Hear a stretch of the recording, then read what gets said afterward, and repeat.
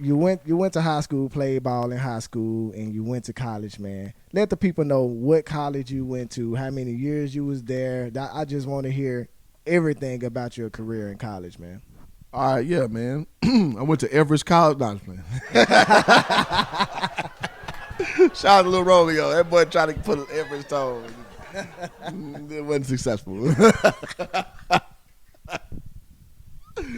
Man, hey, nothing wrong if you went to Everest College, but it is. Some people do laugh at you. All right, so.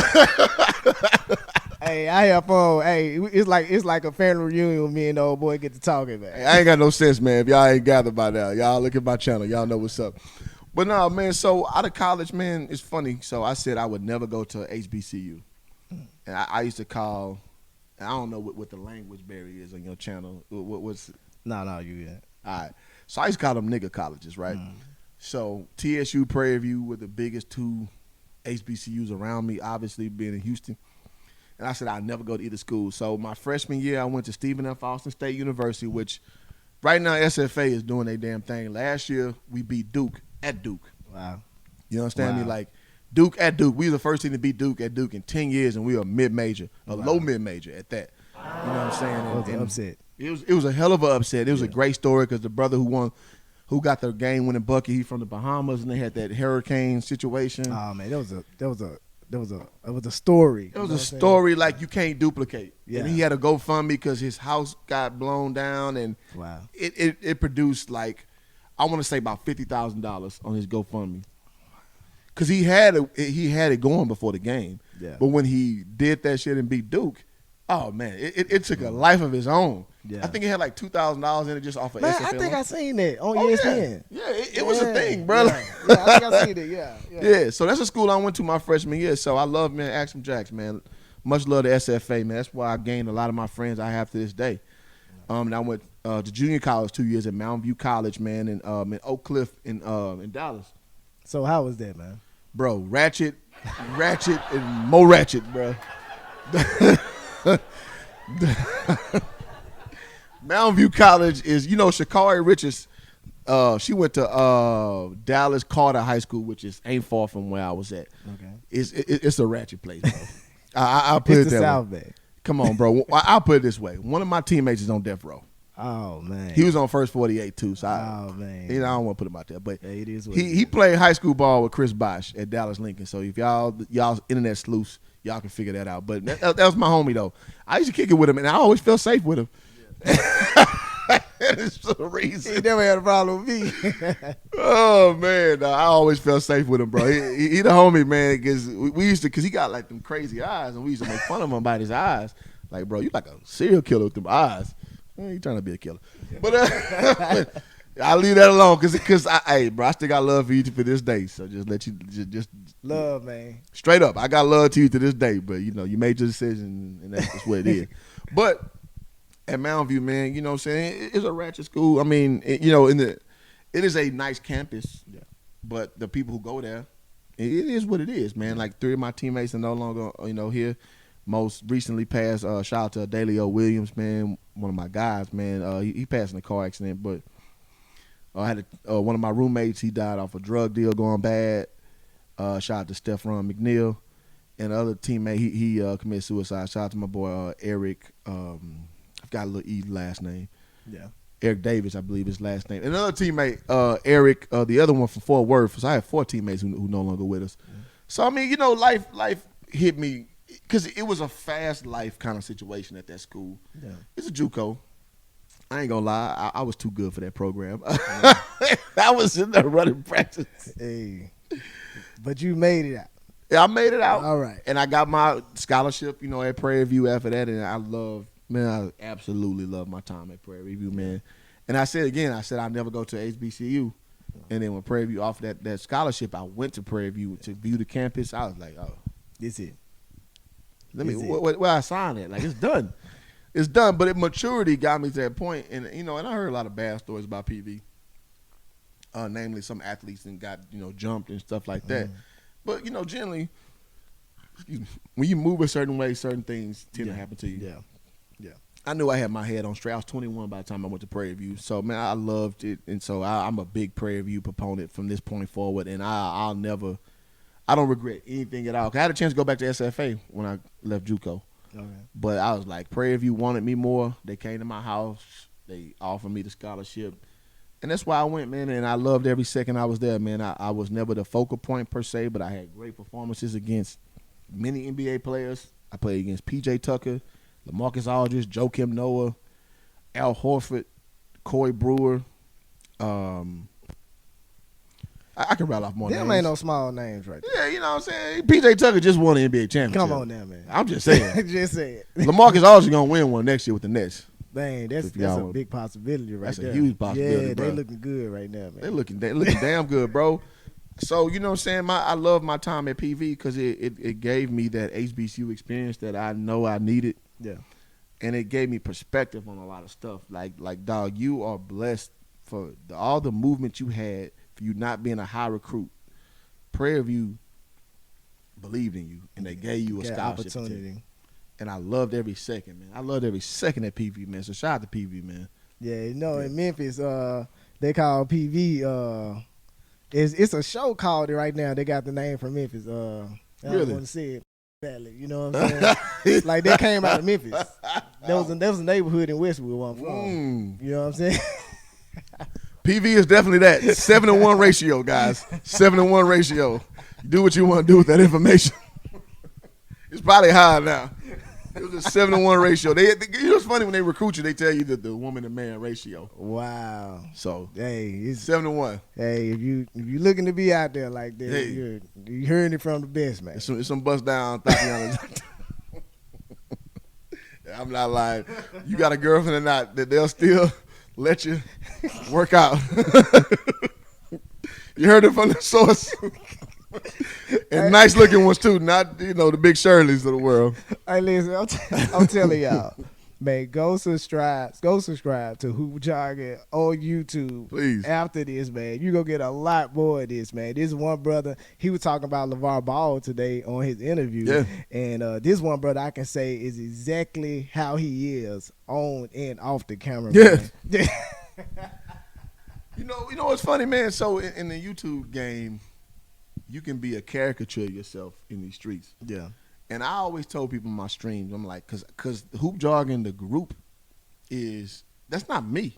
Yeah. A group I started 10 years ago. On Facebook, right? On Facebook. Yeah. 4,000 members, had marriages. One of my agents, man, shout out to Ernest Walker. He passed about 2 years ago, man. He was my right-hand man. And he found his wife through the group. You know what I'm saying? Awesome, And you know what I'm saying? Like, it's a lot of connections through that. And so people on YouTube call me Hoop Jargon, but like in real life, Hoop Jargon is a group of people. It's its own thing, but in the YouTube space, everybody call me Hoop. All right, so I'm Hoop then. That's fine. You know what I'm saying? So it's funny, but I'm the same way. Like we got like a reputation off of meet and greets and meetups, and sometimes you meet people who not down with the culture, and I get a little left with them. But I'm the same way I am. Yeah. I promise you, I'm the same way. I'm a fool. I'm a damn fool, man. FaHarra, I mean, live for hard talk, man. Yeah, man. Like, I've been around him, and I talked to him on the phone, and we conversed on text messages. He's the same person through text message. You know what I'm saying? So if y'all like this content, man, y'all make sure y'all go and follow Hoop. So, man, Hoop went to college, and you did your thing, man. Yeah. So after college, man, who hit you up first? I mean, because we are literally talking to a pro basketball player right now. So after college, man, how did that work out, man? Give me the. I actually want to talk more about college. Let me go grab something real quick. Hold on. Okay. See, Hoop going to grab something real quick. Okay, that's what I'm talking about right there. That's what I'm talking about. You got to show me something, man. You got to show me something, man. Guys. All right, now he just brought something to the floor right now, man. So I want you to tell the people a little bit about this right here, man. Yeah. So. And here's the thing, man. When you sign up for something, adversity happens. So when I signed at Prairie View, I was starting. I remember our first game we played against Oregon State, and we played at University of Louisville with Rick Pitino. I had a good game. I had like 8 points, 9 rebounds, or whatever. We lost by like 25, but in HBCU world, that's a win. That's a moral victory. Let's keep it a bean. And then we got destroyed by University of Texas when we played LaMarcus Aldridge and P.J. Tucker and Boobie Gibson. But it's a lot of ups and downs, the point I'm making. And so my senior year, my head coach got fired, Darryl Hawkins. The assistant coach got promoted, Byron Rim, friend of mine to this day. He's more of a friend than a mentor to me. Like, me and Byron are friends. Like, we like friends. Like, I tell him, like, bro, you bullshit. You know what I'm saying? Like, there are people you could be real with. Oh, Byron knows. But Byron was like, yo, like, if you don't work hard, I'm not going to start you. I'm like, I'm a second leading scorer, first leading rebounder coming back. Like, what the hell you mean you ain't going to start me? He meant it. Like, I did not start. Wow. My senior year, bro, I was playing garbage minutes. Man of his word. Bro, I was about to quit. Wow. It got that bad, man. And so when we played against, I remember, man, this was like the moment where I was like, I was on some fuck basketball shit. We played Ball State, and I started. I played 3 minutes. He subbed me out. I didn't play again the rest of that game. Wow. Imagine starting a basketball game, Division I basketball game. You play 3 minutes, he take you out, and he don't play you again. And Rim the kind of guy, he gets inside his head. Now, coaching under him, I understood him. Yeah. Playing under him, I was just like, I was ready to quit. Yeah. And but the way he is like, if you're not giving him nothing, his brain goes to the next player. He don't think about like, oh, damn, I'm going to mess him up mentally by starting him and not bringing him back in the game. But he always tell me, go harder in practice. So I ain't going to lie. I'm not a practice player for HaHarra. I'm a gamer. Practice? Practice? We talking about practice? I'm not a practice player. Yeah. So I understood that he was serious about what he was saying. Yeah. Even though I think it's bullshit. But he was saying, it's his program, man. Right. Coaches, his thing. If you're going to get fired your way. That was his way. Hey, that's good, though. Hey, that's real, though. That's real. So then the next game we played Florida, I played like 5 minutes that game. It was bad, man. We played Tennessee, Chattanooga. We played Tennessee State, and then we played Towson or something like that. But then, it got to the point where like conference was coming up playing the SWAC. And I was like, all right, I'm trying to play pro ball overseas. Let's figure this out. Bro, I got decimal stats. Decimals. Big D, capital D decimals. You know what I'm talking about? Yeah. So I was like, you know what? What I'm doing is not working out. Let me start working harder in practice because I'm not a practice player. But I'm like, you know what? If let me show him. If he wants that, I'm going to give him that. Right. So I'm winning the sprints first, and then before you know it, I'm starting doing conference, and I ain't look back. I averaged like a double-double in conference. So in the banquet, they gave me most improved player, and it's not because I was sorry, but it's because in preseason I was getting no minutes, averaging decimals, and at the end of the year I was one of the best players on the team, which I knew I was already. And this is something I hold coveted because it says most improved player, Clifford Franks, Prairie View A&M University, Sports Banquet 2006, 2007. So I covered this to this day. Even though it's a bullshit-ass trophy. But I covered it because it showed that I was as good as I knew I was, but I had to play his game. But I respect it because it made me a man. And I covered this to this day. It's on my mantle as FaHarra knows. It sure is, man. That's one of the first things I seen when I walked in the house. I wanted to ask you about this as well. Yeah. Yeah, man. But that's dope, man. Congratulations on that, man. And like I said, like we said at the beginning, man, certain times you got to go through stuff, man. Absolutely. To really appreciate it at the end. So next time, like, you can take that experience with you on a job. You can take that experience with you being an entrepreneur. You know what I'm saying? But you had to go through it to understand what to do after it. You know what I'm saying? So it's humbling, man. Yeah. I knew that I wasn't a shit no more. Like I had in my mind, because in my mind I thought I was going to NBA straight out of college. And then I learned, like, no, you're not. The reality. Reality hit me, and I was happy to have that. And I to this day, like Deontay Wilder say, to this day, I really, really covet that, man, because it reprogrammed who I am and what I am. Yeah.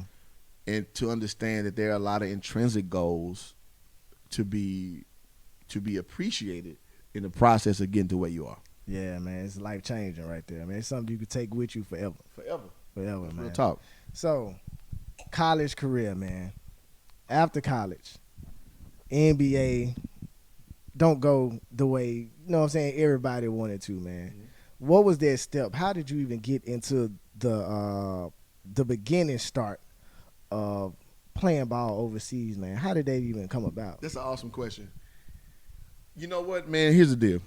So if you don't have an extremely high profile, it is very hard to get overseas because you need the agent or you need somebody to back you, basically, to verify that you're as good as your numbers are or as good as your highlights are. Because it ain't no social media, not big at that time. Social media was very marginal at the time. Yeah. So YouTube existed, and so what people said is get a 10-minute clip of your best 10 minutes, straight 10 minutes, clip it, put it on YouTube. And at the time, YouTube was not anyone close to how it is now. Right. But it was a mechanism that anybody could view something you uploaded. Right. So I was like, all right, cool. And it just so happened I had my best 10 minutes straight through Jackson State, who had the best team in the conference. They had Trey Johnson, who was he went on to play for the Lakers and the Hornets. Yeah. He averaged like 30 for the year. Yeah. Man. I banged on him, you know what I'm saying, in that video. I had like 3 dunks that game. And that's the best team in conference. I had like 16 and 4. And I was going fed on them. Yeah, you going crazy on him, man. I was going crazy on him. And it was valid because it was against Trey Johnson. And then the other dude name was something Maxey. He was a freshman at the time, but he ended up being player of the year by the time he was a senior. So, Grant Maxey was his name. So I had a good game against 2 names. Yeah, name brand cats. 2 name brand cats, especially Trey. But Trey being, having NBA prognostications, and it ended up going to fruition. Right. So, you know what I'm saying? And I just basically, once I got that information, bro, I spammed it out. I sent that clip to anybody who would watch it. Man, just your little dude, man, networking and putting your stuff out there. But you gotta hustle. You know what? That's how I got myself to Prairie View. When I was in JUCO, I sent my tape to everybody. I had Florida State on me. I had Hawaii on me. I had SFA again on me. Sam Houston State University, and UT. UT said I could walk on to University of Texas, but I had to walk on. They had no scholarship for me. Yeah. So I had attention, but I did it myself. Right. So overseas, it was step 2 of that same thing. Okay. Bro, it's a website called Eurobasket.com. I don't even know if it's even a thing no more. I'm sure it is, but it's like the basketball Bible of overseas. I went on Eurobasket. They had like free agent chats. Yeah. Anybody who was looking for a player, I would send them my shit. So I got myself and 2 of my teammates overseas. That's dope. That's grind right there, man. That's the grind we talked about last night, man. They ain't gonna come find you in your house. I was working at Home Depot, bro. And that more they brainwash the hell out of you. If you go work at Home Depot, they brainwash you. But I was like, man, listen, I'm not trying to make a career out of Home Depot. My days at Home Depot, I'm about to go overseas. I don't even want to tell myself too much. So.